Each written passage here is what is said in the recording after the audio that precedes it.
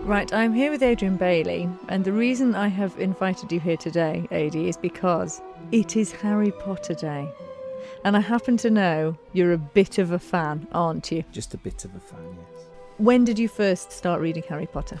Funnily, I didn't start reading Harry Potter.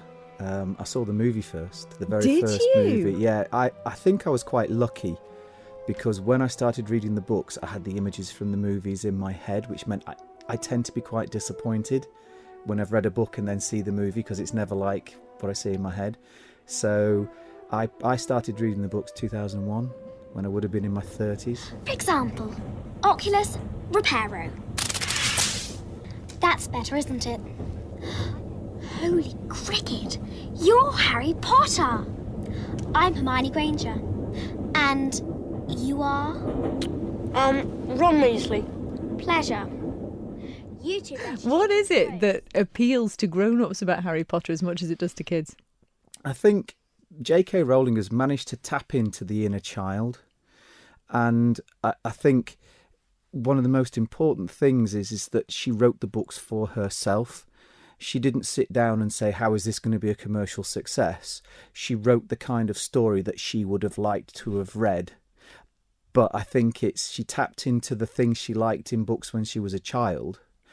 The other reason that it appeals to adults is that technically, I think she worked really, really hard on working out the story that she wanted to tell. And when you bring all those elements together, you get a story that's very, very satisfying at a visceral level, but it's sophisticated enough for an adult to really enjoy it. And do you get lost in the magic of it then? I have to say I do. I am one of those people that when I'm reading a book, I tend to visualise as I'm reading. And I think what a lot of people don't realise about the truly great books is that the author has already done the heavy lifting for your brain. You're not having to work out what they're saying, and you're not having to sort of think about anything. They are literally picking you up and carrying you along because they've already joined all the dots for you. And it's something that I think because she scaffolds her stories quite carefully and she thinks very hard about what she wants to do, that's part of her skill. It's not just her imagination. It's not just the way she writes. The way she writes is your eye just flows down the page. You're not having to concentrate. And I think that's why it's perfect for kids and adults. Yeah, because at the end of the day, a child would not be approaching reading Harry Potter in the same way that you are, which is, I should say at this point, obviously, people will know you as a physiotherapist, but you are also an author. And so the way you're talking about it, you can tell that you are a writer yourself, because that's coming through in what you're saying. Yeah, it's when basically I started writing because I read the last Harry Potter book in 2007 when she'd announced that she wasn't writing anymore. And I thought, all right, then, well, I'll write my own. And because I've always read, and you always have that little inkling in the back of your head, I wonder if I could do this. When I'd read the Harry Potter books, I had a starting point. I knew that's kind of what I wanted to do. So I actually went back and spent time looking at her history, looking at how she wrote the books, looking at how it all came together for her, why she did things. And when I'd worked out kind of how I thought it had all come together, then I just applied the same rules to myself. And your protagonist does have a sort of borrows certain elements, I think, would you say? Is that fair of Harry Potter? I think any author who has any semblance of honesty will hold their hands up and say they are inspired by all sorts of things. It'll be books, it'll be films, it'll be people, it'll be what a lot of times when you're trying to come up with ideas, you are nicking stuff, whether it's classical Greek myth, whether it's Celtic mythology, whether it's Manx folklore. I mean, crikey, the amount of stuff we've got to go from here is incredible. And then what you try and do is you try and shape it and morph it into what you are and who you are to make it different. So yeah, I hold my hand. Any comparison to Harry Potter, I'll take that all day long.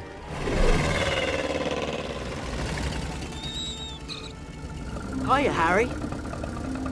Ron, Fred, George, what are you all doing here? Rescuing you, of course. Now come on, get your trunk. And with your series, so Otherworld, obviously we're talking about, which is what you have created, you have very much borrowed from Manx mythology, haven't you? So tell us a little bit about that. One of the things that J.K. Rowling does with Harry Potter is she draws very heavily on the classical myths and legends. Now, on the Isle of Man, we have this wonderful blend of Celtic and Norse. So if you want to do what I've done, you can draw in the Celtic mythologies, Manannan. You can draw in the Norse mythologies. So you've got sort of Thor, Loki. But as well as that, you've got the Manx, the pure Manx fairy tales and folklore. And for such a small place, the Isle of Man punches well above its weight in so many areas, and that's one of them. The storytelling is phenomenal here. So if you want inspiration or ideas, you could spend years going through the material that's available to you. And you are doing, because you are writing more at the moment, aren't you? Yeah, I did the first book 4 years ago, and now I think it came out. And unfortunately, I did something that's called rushing to failure. Mainly because at the time, it was a project purely to raise money for charity and to see whether I could write a book. When the book had come out and I could sit back and look at it and think, do you know what, I could have done that better. Basically, that's what I'm doing now. So it's, I've written 2 sequels to the original book. But we're just in the process of taking that first book, which was a brick of a book, cutting it in half, adding in a few bits, taking out a few bits, moving a few bits to later. So when I kind of start the process again, it's a bit like when a group releases an album and it doesn't do very well. And then 4 years later, they release it again. And it's basically the same album, but it's got a different producer, and it's so much better, and that's what gets them going. So that's basically what I'm doing at the moment. Curious. Very curious. Sorry, but what's curious? I remember every wand I've ever sold, Mr. Potter. It so happens that the phoenix, whose tail feather resides in your wand, gave another feather. It is curious that you should be destined for this wand when its brother gave you that scar. We'll have to get you to admit how much of a fan you are, because you go to Harry Potter World and you've watched all the movies. If it's there to go, I'll go to it pretty much. So I've done the Harry Potter experience at Leavesden Studios, which was phenomenal. And then I've also been to Florida and done Universal Studios, where I stood in the gateway to Diagon Alley and people were coming past me and bursting into tears. That's the effect. And they weren't kids. These were adults. And I always say to people, you know something's a phenomenon when you're standing in the queue for the Hogwarts Express and the guy behind you is this 6'6" mountain with a huge bushy Viking beard in his full-length Slytherin robes and an interactive wand in his hand. Oh, I love it, interactive wand. Why do you think it was so ridiculously popular? Is it because you don't want to grow up? I knew you were going to ask these kind of questions, so I've had to sit and think about it. And I think what it is with those kind of stories, it is escapism. And the reason it's escapism is because they don't have our problems. Yes, Harry Potter obviously has his problems, and because he goes to Hogwarts, he has his homework to do.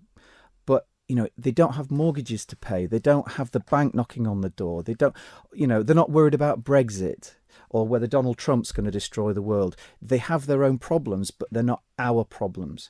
And it's that ability to sort of say, well, this is the mundane world here, but I can just transport myself into this other place where I can let my imagination run riot. Mm-hmm. And I don't have to worry about the things that I have to worry about, when I wake up in the morning.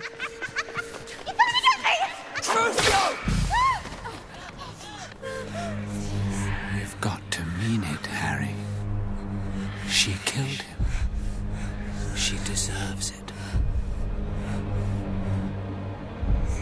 You know the spell, Harry.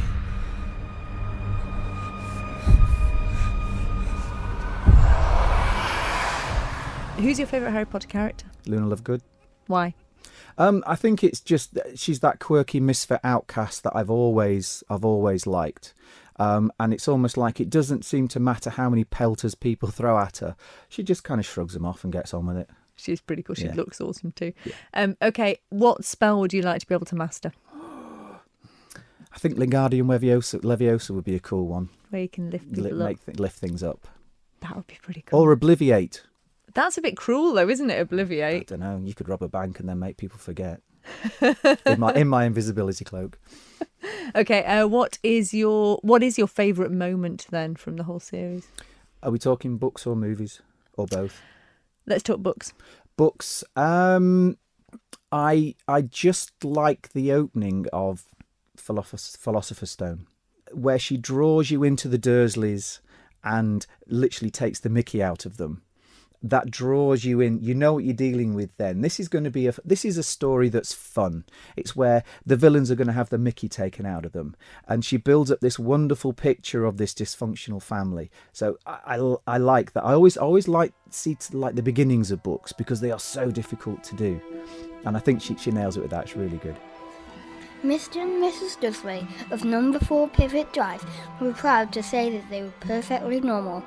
Thank you very much.